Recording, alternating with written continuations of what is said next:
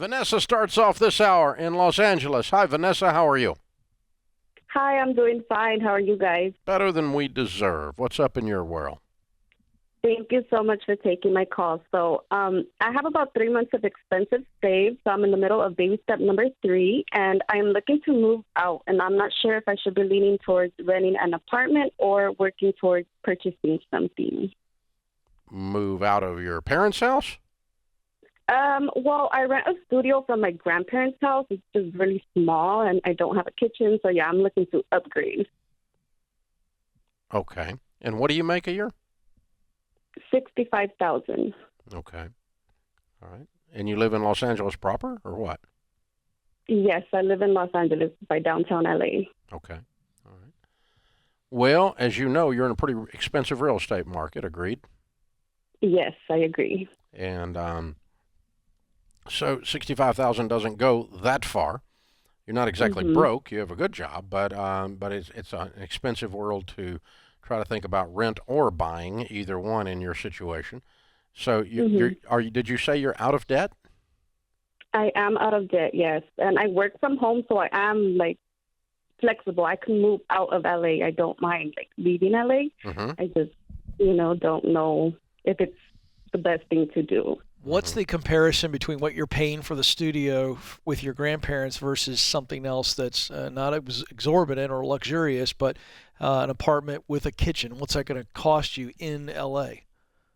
Probably like another $1,000 a month compared to what I'm paying now. And what do you pay now? I pay only like $350. Yeah, if you can get that for $1,350, you got a deal. That'd be a deal. Yeah. So I doubt it. I'd be able to. Yeah. Okay. Obviously, your family is in LA. How old are you? I'm 25. What do you do for a living? I work in fraud prevention for an e-commerce business. Okay, good for you. Okay. Thank you.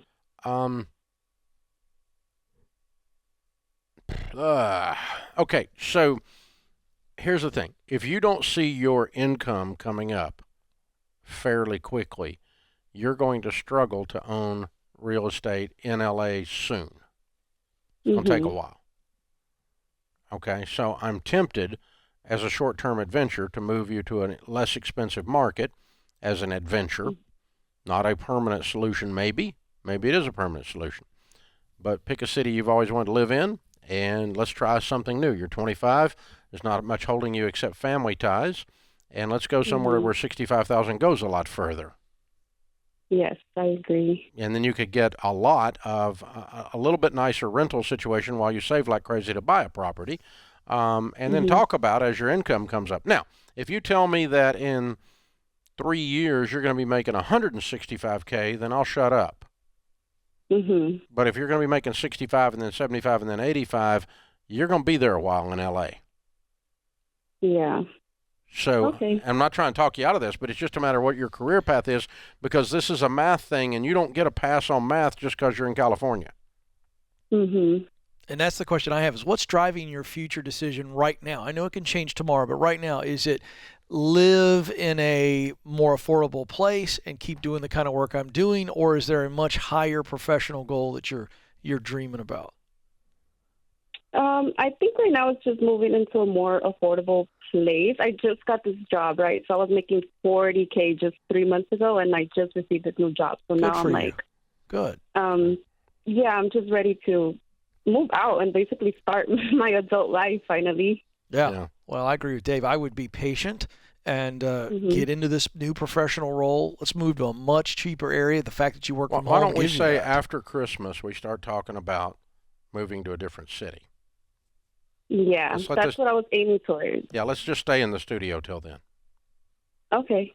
That's what I would do. Because my birthday's in March, so I was hoping like by March. Yeah, there you go.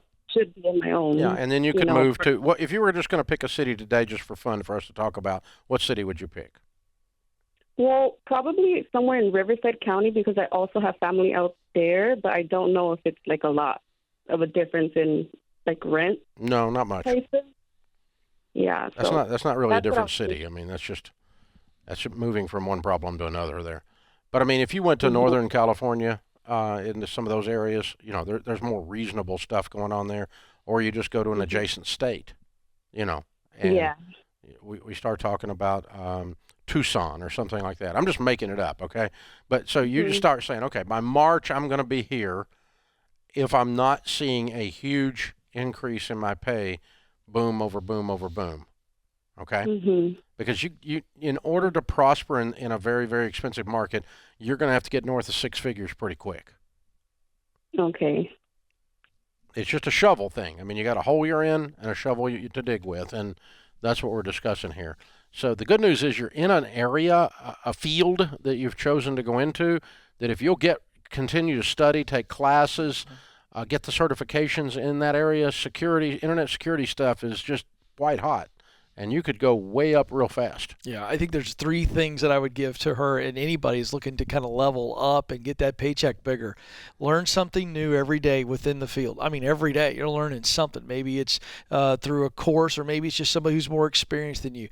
Do something with that knowledge and make sure you're connecting all of the time. Real relationships and real conversations with people in the field. Because by learning, doing, connecting, you're going to automatically have opportunities that come to you because you're very attractive. People can see that. Your leadership sees that about you. And before you know it, you're moving up and you're making six figures and see opportunities you never saw before. You might consider moving to the city where this company is and working in the office. Because that way you can be actually around the human beings that are doing this. It's one of the problems with work from home is out of sight, out of mind on promotions. They forget you're there. They're not even sure you are there. That's correct. That is correct, by the way. The data is showing that. As people are trying to wrestle with whether or not I go back to work or not, the data shows that there's a much greater chance of getting promoted because you're actually getting noticed. Yeah, so here's a weird thing. Promotions also happen on relationships. Yes. And that's not a good old boy network. It's just I can trust you if I've actually seen your eyes.